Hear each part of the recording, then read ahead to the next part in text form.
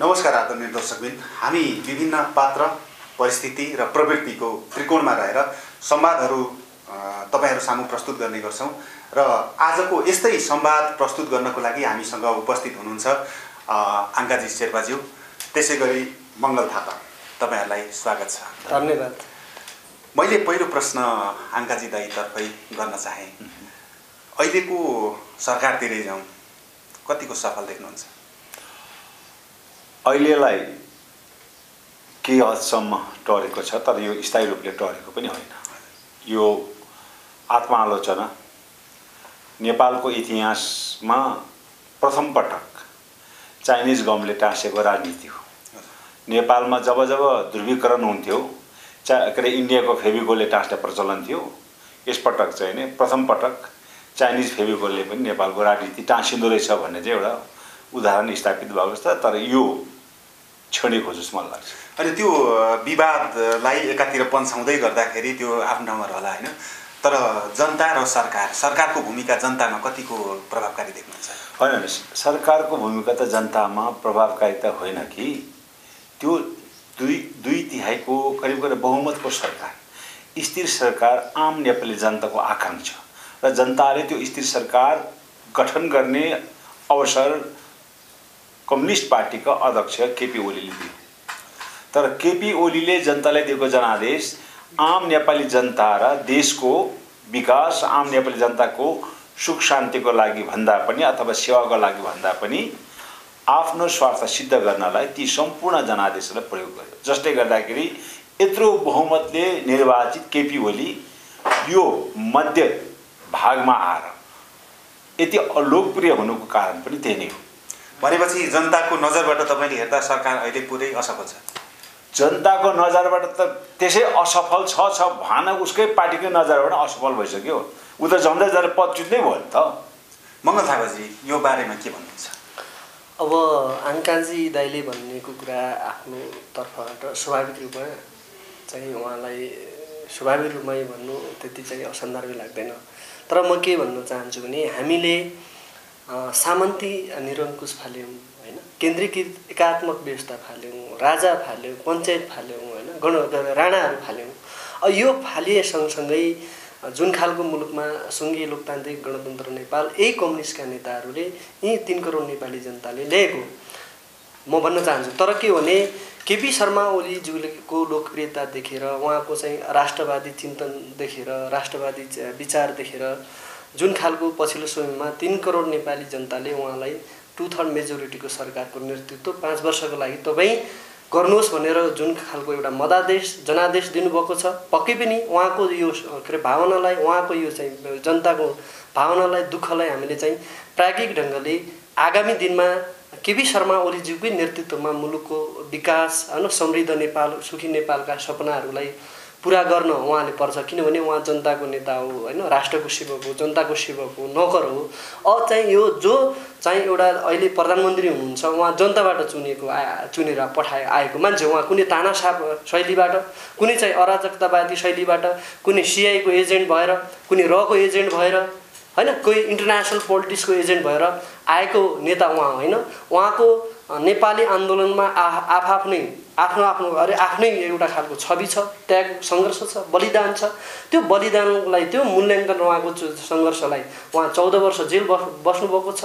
लोकतन्त्र ल्याउनु, परिवर्तन ल्याउनु हैन, सामाजिक आर्थिक रूपान्तरण गर्नको लागि जेल बसेको एउटा नेता हो, देशभक्ति नेता हो। तर उहाँका कमजोरीहरू छन्।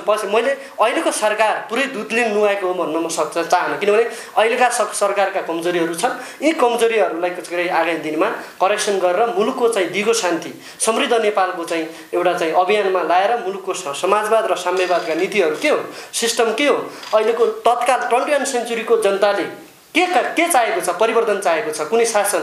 अब लोकतान्त्रिक शासन प्रणालीबाट चाहिँ मुलुकको विकास हुन्छ, समृद्धि हुन्छ। हामी देशभरिमा बस्ने विभिन्न समुदायका, विभिन्न जात जातिका मानिसहरूलाई, ती दिग्गज व्यक्तिहरूलाई म रेस्पेक्ट गर्न चाहन्छु, सम्मान गर्न चाहन्छु। तर के भने पछिल्लो समयमा पृथकतावादी सोच भएका, मुलुकलाई विखण्डनतिर लाने हैन, जातीयका आधारमा राजनीति गर्ने हैन, कुनै चाहिँ एउटा कास्टिजमका आधारमा राजनीति गर्ने जुन खालका चाहिँ पछिल्लो समयमा समाजमा आएका छन्, त्यस्ता व्यक्तिहरूले नेपाललाई चाहिँ कहिले पनि समृद्ध बनाउन सक्दैन, कहिले पनि विकास बनाउन सक्दैन, उन्नति बनाउन सक्दैन भन्न चाहन्छु। किनभने आजको हाम्रो अभियान भनेको आङ्गाजी दाइको अभियान पनि देश बनाउने हो, अहिलेको नेपाल कम्युनिस्ट पार्टीका चाहिँ नेताहरूको पनि देश अभियान हो। तर अहिलेको नेपाल कम्युनिस्ट पार्टीका नेताहरू सच्चिनु जरुरी छ, किनभने अहिलेको टाइम भनेको कुर्सीसँग लडेर इन्टरनेसनल पोलिटिक्सबाट गाइड भएर मुलुकलाई चाहिँ दुर्गन्ध बनाउने काम गर्यो भने त्यसको हिसाब किताब नेपाली जनताले लिनुपर्छ। आज म जस्तै युवाहरू, डिग्री गरेका युवाहरू विदेशिएका छन्, खाडी मुलुकमा आफ्नो पसिना बगाइरहेका छन्। त्यो पसिनाबाट आएको रेमिटान्सले आज यो देशको चाहिँ समृद्धिको एउटा बाटोमा लिने नेताहरूलाई जुन खालको एउटा प्रतिनिधित्व गर्ने एउटा सहयोग, विकास र समृद्धिको क्षेत्रमा सहयोग गर्नुभएको छ, उनीहरूका भावनालाई र सर्वा र श्रमजीविका चाहिँ साथीहरूको चाहिँ हामीले उद्धार गऱ्यौँ भने यो नेपाली जनताले हामीले छुट दिनेवाला छैन। हामीले लेनिनका मार्क्सवादका सिद्धान्त पढ्यौँ, लेनिनका पढ्यौँ, होचिमिनका पढ्यौँ, डाक्टर चे गावाका पढ्यौँ, माओ सेतुङका पढ्यौँ हैन, तर लेनिनका पढ्यौँ, तर हामी सिद्धान्त मात्र कहिलेसम्म पढ्ने? अब हामी व्यवहारवादी भएर सबै सिद्धान्तलाई मानेर हामी अमेरिका जस्तै, चाइना जस्तै व्यवहारवादी बनेर मुलुकको नागरिकको समस्याको समाधान गर्नुपर्छ। तपाईँको भनाइअनुसार विवादित भनाइ त तपाईँभित्रै छ नि हैन, बाजिएको छ नि। तपाईँ आफै भन्नुहुन्छ 3 करोड नेपालीले चाहिँ मत दिएर बनाएको सरकार केपी ओलीको नेतृत्वमा। तपाईँ आफै भन्नुहुन्छ विखण्डनवादी जातीय नारा उठाउने पक्ष पनि छन्। 3 करोड सबैले केपी ओलीलाई चाहिँ भोट दिएको भए त त्यस्तो विवाद त आउँदैन थियो होला। विवाद यस्तो सर, अब मलाई पक्कै पनि लाग्छ भने अहिलेको सरकार 2/3 मेजोरिटीको सरकार हो, यो चाहिँ जनताबाट चुनेर आएको सरकार हो। मैले भने अहिलेको सरकारलाई असफल बनाउने विभिन्न किसिमका तत्त्वहरू लागिरहेका छन्। त म त्यो नाम किराम म गर्न चाहन्न, किनभने सामाजिक अभियन्ताको नाउँमा सुन्नुहोस्, सामाजिक अभियन्ताको नाउँमा जनतालाई चाहिँ समृद्ध बनाउँछु, रोजगार बनाउँछु भन्ने नाउँमा जनतालाई जुन खालको एउटा भरमको खेती गरेका छन्, विज्ञानवादीको खेती गरेका छन्, भरम फैलाएका छन्, त्यस्ता तत्त्वहरूपछि चाहिँ हामी सजग हुन तयार छौँ। हामी सधैँ बारे अब लोकतन्त्र गणतन्त्रलाई समाप्त पार्यो भने अबको विकल्प के म भन्न चाहन्छु। आङ्काजी दाइ, एउटा तपाईँलाई मैले यसैमा भन्न चाहेँ होइन, तपाईँले पनि यसमा जवाब दिनुहोस्। उहाँले भन्नुभएको विखण्डनवादी कसरी बुझ्नुहुन्छ त्यो शब्द? 2-3 कुरा अब उहाँको भनाइमा 2-3 कुरा। एउटा कुरा, नेपालको जुन प्रकारको निर्वाचन प्रणाली छ, केपी ओली 3 करोड नेपाली जनताले निर्वाचित प्रधानमन्त्री होइन। केपी ओली सामान्यतः झापाको एउटा निर्वाचन क्षेत्रबाट 30-35 हजारको भोटले जितेर आएको व्यक्ति हो र पार्टीभित्र उहाँ जाने अध्यक्ष निर्वाचित भयो, त्यसको हैसियतमा उहाँ देशको प्रधानमन्त्री हो। उहाँले त भन्दै हुनुहुन्छ 3 करोड जनता। त्यही त मैले भन्दैछु नि, हामी त्यसै कारणले प्रत्यक्ष जननिर्वाचित कार्यकारी राष्ट्रपति अथवा प्रधानमन्त्री हुनुपर्छ भन्ने हाम्रो माग पनि त्यही हो। एउटा निर्वाचन क्षेत्रको 30-40 हजारले जिताएर पठाएको व्यक्तिले 3 करोड नेपालीलाई शासन गर्नु त्यो नैतिकताले पनि दिँदैन। एक र अर्को कुरो, उहाँले भन्नुभयो कसैलाई रको एजेन्ट भन्नुभयो, कहिले उसो उहाँ यो नेपालको इतिहासमा काङ्ग्रेस र प्रजातन्त्रवादीहरू दक्षिणसँग जन जोडेको छ, तैपनि दक्षिणका 1-2 नेताहरूसँग उहाँको परामर्श हुने हामीले सुनेका छौँ। त्यसो त नेपालका राजा त्रिभुवनको पालादेखि, राणाको पालादेखि हिजो चाहिँ गणतन्त्रात्मक व्यवस्थामा माओवादी आउन्जेलसम्मको सबै सन्धिहरू दिल्ली दरबारमै गएर भएको यो कुरा लुकाएर लुक्ने। हिजो त्रिभुवन के भन्छ भारतको एम्बेसीमा पसेर चाहिँ दिल्ली नगएको भए यो देशको राजा पनि हुने थिएन। हिजो कृष्णप्रसाद सिटौला र बिपीहरूले गिरिजाप्रसाद कोइरालाले चाहिँ नेपालको प्लेन हाइज्याक गरेर फारबिसगञ्जमा ल्यान्ड नगरेको भए यो देशमा बौद्धहरू पनि आउने थिए होइन। हिजो प्रचण्ड र यिनीहरू चाहिँ भारतमा बसेर चाहिँ जनयुद्ध नेपालमा गणतन्त्र पनि आउने थिए। त्यस कारणले यो प्रकारको के अरे भनौँ न शक्तिहरूसँग नेपालको राजनीतिको अलिकति चाहिँ बेला बखतमा परामर्श सम्पर्क भयो। तर चमत्कारी कुरो के हो भन्दाखेरि यसपटक एउटा चीनको कम्युनिस्ट पार्टीको नेता आएर यहाँको कम्युनिस्ट पार्टीलाई प्रशिक्षण दिनु भनेको मतलब देशको सार्वभौमिकता कहाँ चाहिँ बन्धक राख्न गयो त यसपटक कम्युनिस्ट पार्टीले? हेर्नुहोस्, मैले भने विगतमा भारतबाट हुने हस्तक्षेपको हामी राष्ट्रवादीहरूले जोरदार त्यसको विरोध गर्थ्यौँ। अहिले आएर यो कम्युनिस्ट पार्टीभित्रको उसलाई कसैले चलाएको छैन। हेर्नुहोस्, नेपालको राजनीतिमा बहुमतको सरकार कसलाई अवसर दिएको थियो भन्दाखेरि हिजो पञ्चायत हालेपछि काङ्ग्रेसले पायो। काङ्ग्रेसले पनि त्यसलाई जनता र देशको लागि प्रयोग गर्न सकेर खाली गिर्जा र शेरबहादुर देउवाको झगडामा त्यो स्वाहा भयो।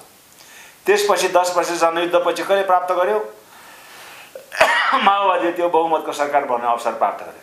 त्यो पनि प्रचण्ड वैद्य विप्लवको झगडाले त्यो पनि स्वाहा भयो।